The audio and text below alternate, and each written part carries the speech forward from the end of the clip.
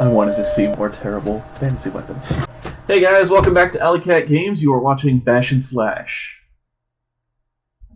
Alright, I have no idea what the topic is today. What's the topic? I don't know either.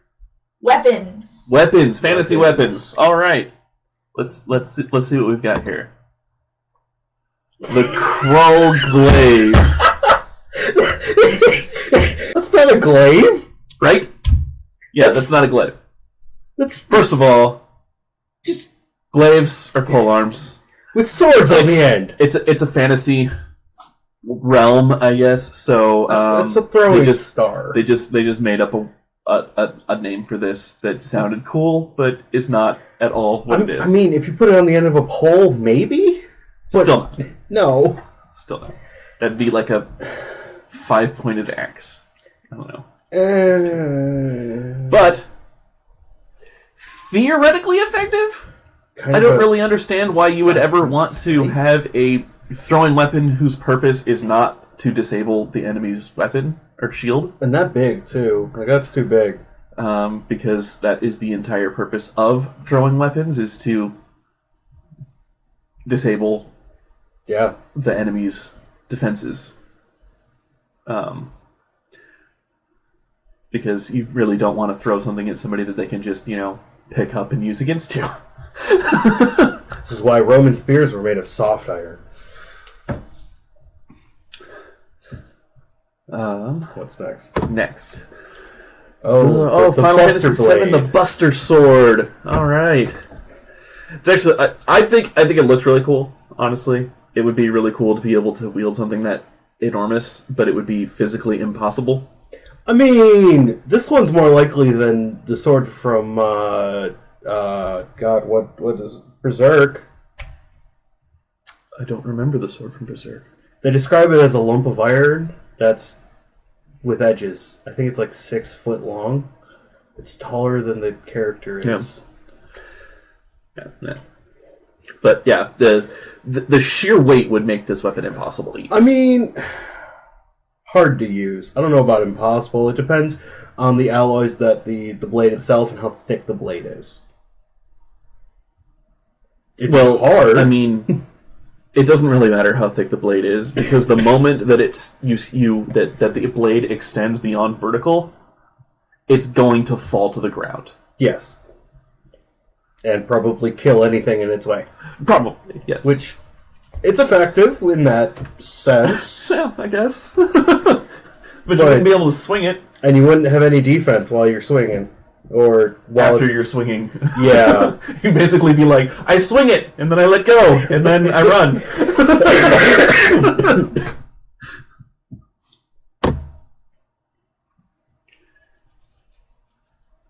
What?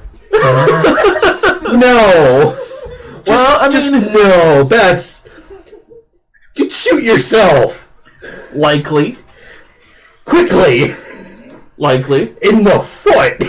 But guns have been used as melee weapons since they were made. Right, but that's normally in... just... No! A, you'd either shoot yourself, which is most likely, and B, you're gonna burn your hands. Not necessarily. There's a lot of distance between the barrel. The barrel and the cylinder will heat up when it's fired, because with the revolvers, the cylinder heats as well. Not as much.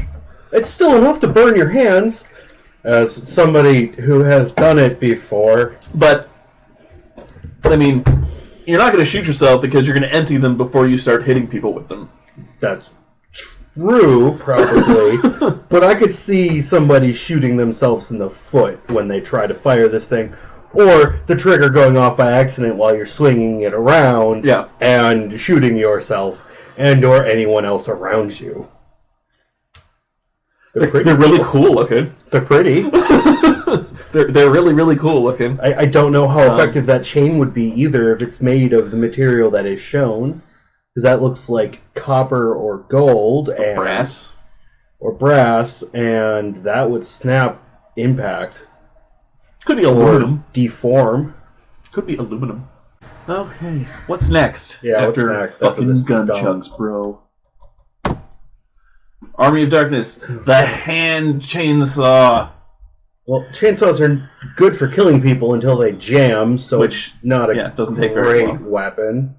Plus, the teeth break real quick. Yeah, they dull really quickly.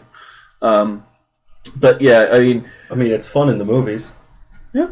I mean, you could use one. You would just have to know how to use a chainsaw. Yeah. Which is not Something that one-handed. Yeah. Because it's got the thing on top so he can I guess go through easier, but you don't have the wonderful power of leverage. no, Because you're not using one hand as a fulcrum and the other one as a Yeah. lever manipulator.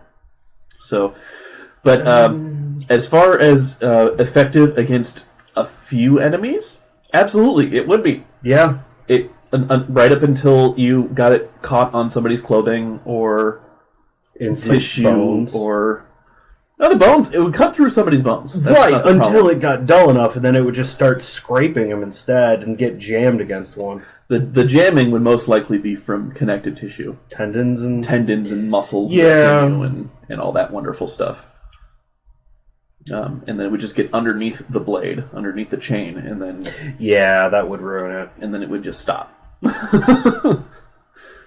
But I mean, then you've got a 8 to 10 pound hunk of metal that you can beat people to death with. I mean, if you take off the blade, it'd be a good punching gauntlet. There you go.